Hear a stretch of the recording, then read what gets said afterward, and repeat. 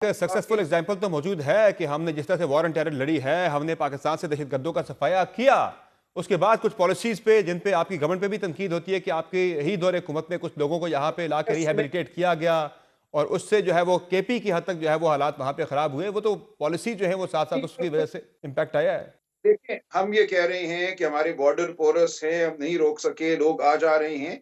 ऐसा नहीं है कि उस दिन जो या उस साल जो चंद लोग आ गए थे, वही बैठे हुए हैं वहाँ पर और कोई नहीं है। हम्म। ये एक अमल है जो जारी है, एक सोच है, इसकी फाइनेंसिंग भी हो रही है, सब कुछ हो रहा है। ये वही लोग नहीं हैं बैठे हुए 7-8 साल के बाद या 5 साल के बाद। इसमें मुसलसल इज़ाफ़ा भी होता है, लोग निकलते भी हैं, उनको ठिकाने भी लगाया जाता है, फिर नए लोग इसमें शामिल हो जाते हैं। तो ये एक अमल है, आपको इस अमल को रोकना है। इस अमल की जो वजूहात हैं, उनको रोकना है। जो सहूलतकार हैं मुल्क से बाहर और मुल्क के अंदर, उनको रोकना है। लेकिन सबसे बढ़कर आपने एक समाजी मायदा अवाम के साथ जो है, उसको बहाल करना है, वो मायदा टूट चुका है।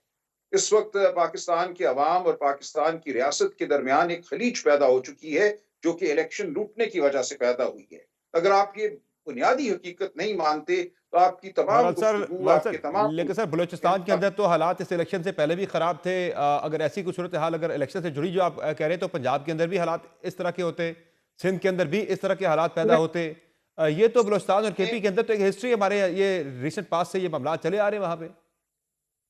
नहीं, देखिए, बलूचिस्तान में तो कभी भी इलेक्शन ठीक नहीं हुआ। हम्म। बलूचिस्तान में तो 70 साल से 77 साल से आपने ये अमल जारी किया हुआ है कि हकीकी नुमाइंदों को आपने दबाया है, उनकी आवाज़ को आगे नहीं आने दिया गया। अच्छा सर, एक और भी राय है कि अफगानिस्तान के अंदर जो ठिकाने हैं कलदम टीटीपी के या फिर जो बलूचिस्तान के अंदर जो बीएलए के लोगों के वहाँ पे ठिकाने हैं, उन पे जाके कुछ स्ट्राइक्स की जाए, टारगेटेड स्ट्राइक जो पहले भी हमने की थी।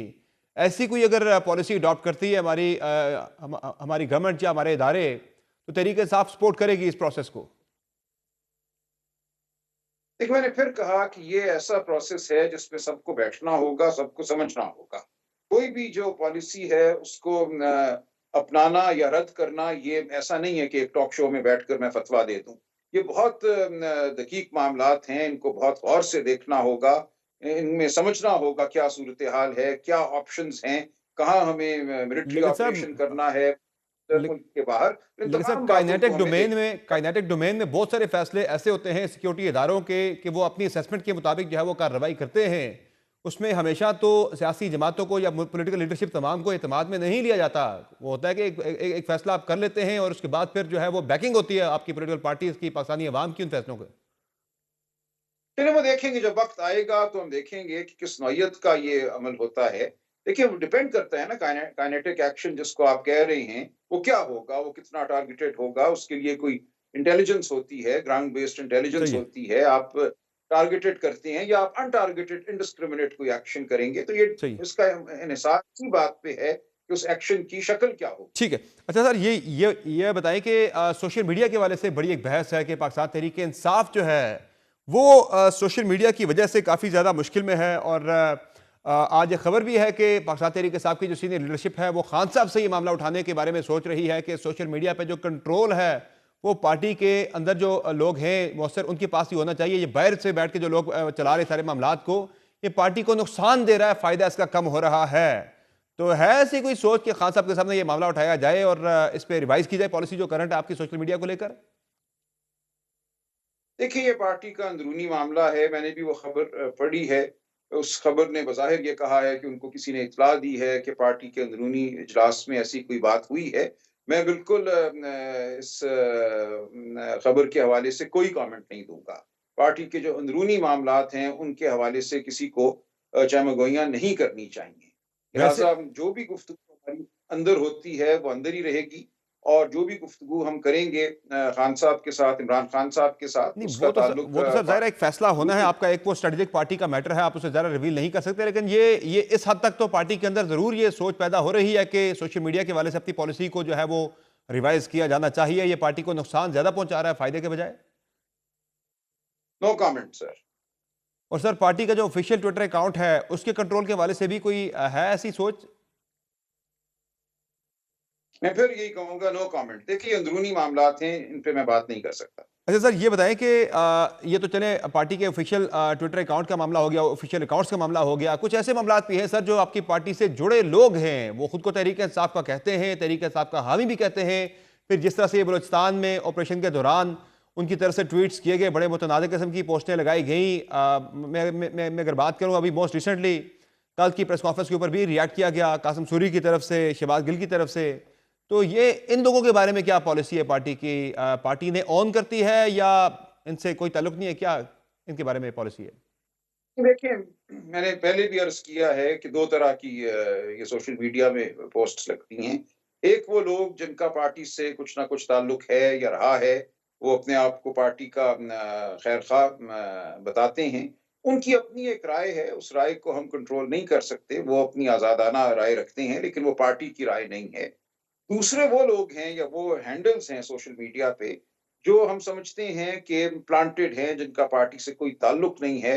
उनका मकसद ही ये होता है कि इश्ताल दिलाया जाए।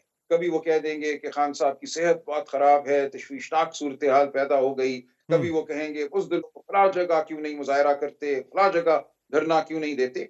इन अकाउंट्स का मकसद सिर्फ़ होता है इश्तियाल अंगेज़ी पैदा करना, एक ऐसी सूरत-ए-हाल पैदा करना जहाँ ये लगे कि कोई बहुत ही तशवीशनाक सूरत-ए-हाल पैदा तो हो गई पार्टी है सर अपने आप या को वाक़ई डिसएसोसिएट क्यों नहीं करती?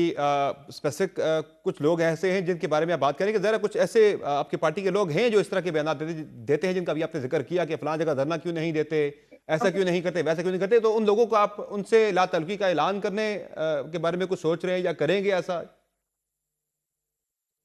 देखिए, इस पे बात कर सकते हैं, लेकिन मेरा नहीं ख़्याल कि हर ट्वीट पे हमें कोई रिएक्शन देने की ज़रूरत है। कोई बंदा 100 बातें करता है, उसमें 90 बातें जो हैं हम समझते हैं हमारे मौक़िफ़ के मुताबिक हैं। अब 10 बातों से हो सकता है हमें कोई इख्तिलाफ़ राय हो, तो ज़रूरी नहीं है कि हम हर बात पे अपना रद्द-ए-अमल दें। जो पार्टी का अब तो बयानिया है, वो पार्टी के जो ओहदेदारान हैं, वो बयान करते हैं।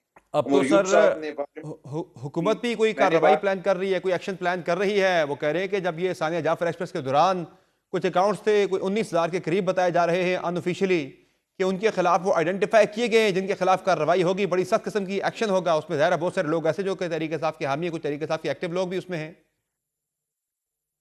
देखिए, ये तो उनका मामला है ना, जो करेगी हुकूमत या पुलिस या एफआईए, ये उनका मामला है। इसका हमसे तो कोई ताल्लुक नहीं है। हम ये समझते हैं आज़ादी-ए-इज़हार होनी चाहिए। अगर इतनी बड़ी तादाद में ये हमला करने की का मंसूबा बना रहे हैं, तो यकीनन ये आज़ादी-ए-इज़हार पे भी एक हमला होगा।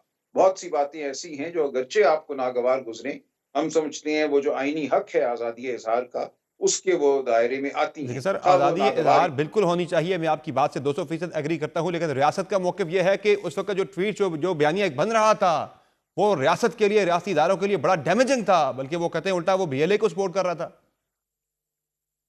देखिए, हम तो नहीं कर रहे हैं ना, ये पीटीआई का बिल्कुल बयानिया नहीं है। हमने अफ़सोस का इज़हार किया, मग़फ़िरत की दुआ की, हमने जो ऑपरेशन हुआ है, उसको भी सराहा, तो इसलिए पीटीआई का बयानिया बिल्कुल वाज़ेह है। कल बैरिस्टर गौहर ने प्रेस कॉन्फ्रेंस से खिताब किया, हमारे जो इत्तेहादी हैं चकज़ई साहब, साहबज़ादा हामिद रज़ा, उन्होंने बात की, असद कैसर साहब ने बात की, 1 दिन पहले मैंने प्रेस कॉन्फ्रेंस की। तो हमारा बयानिया जो पार्टी का है वो बिल्कुल वाज़ेह है। इन्फरादी बात कोई कर सकता है, अपने अपने जज़्बात का इज़हार कर सकता है, वो एक इन्फरादी बात है। हम हमारे लिए ज़रूरी नहीं है कि हर ट्वीट के साथ हम एंगेज कुछ करें, कोई इत्तलात तो सर रद्द-ए-अमल ये दें। भी आई थी अनऑफिशियली के अनकन्फर्म्ड रिपोर्ट्स तो ये भी हैं कि आपका बैरिस्टर गौहर साहब का जो बयानिया है इस सारी पॉलिसी को लेकर, पार्टी के अंदर बहुत सारे लोग इस बयानिए से, इस सोच से डिसएग्री कर रहे हैं। मेरे सामने ये बात नहीं आई। हो सकता है, देखिए, ये तो हर एक सेहतमंद जमात में होना चाहिए ना, सही है। आराम इख्तिलाफ तो हो सकता है। इसलिए इसमें कोई तशवीश की बात नहीं है। अच्छा सर, फाइनली बताएं कि अडयाला जेल के बाहर जो है कैंप के हवाले से आपने तो वाज़ेह कर दिया था कि नहीं लगना चाहिए, लेकिन पार्टी के अंदर से कुछ लोग भी बात कर रहे हैं कि होना चाहिए, ये कैंप लगना चाहिए। कुछ लोग अभी वो बात कर रहे हैं आपको कि ये लगेगा। देखिए, तो क्यों है इस बारे में हतमी, आपने वो जो ऐलान किया था वो हतमी था कि कोई कैंप नहीं लगने जा रहा? देखें, फिर कैंप से क्या मुराद है? कैंप का क्या मतलब है? अडयाला जेल के बाहर का क्या मतलब है? 10 कदम बाहर, 1 मील बाहर, 2 मील बाहर, ये तमाम बातें ऐसी हैं जो एक गुफ्तगू के दौरान हो जाती हैं। ये कोई बड़ा मामला नहीं है मेरी नज़र में, इसको हम कोई बहुत बड़ा मौज़ू बनाएँ। बहुत शुक्रिया सलमान अकरम राजा साहब, आपने ज्वाइन किया प्रोग्राम में मुख्तसर ब्रेक लेंगे, ब्रेक से वापस आएंगे, बात करेंगे सियासी सूरत हाल के हवाले से, उस पर तजिया शामिल करेंगे कि आने वाले दिनों में मुल्क की सियासी मंजरनामे पर क्या तब्दीलियां बड़ी रनुमा होने जा रही हैं। बात होगी ब्रेक के बाद, हमारे साथ रहिए।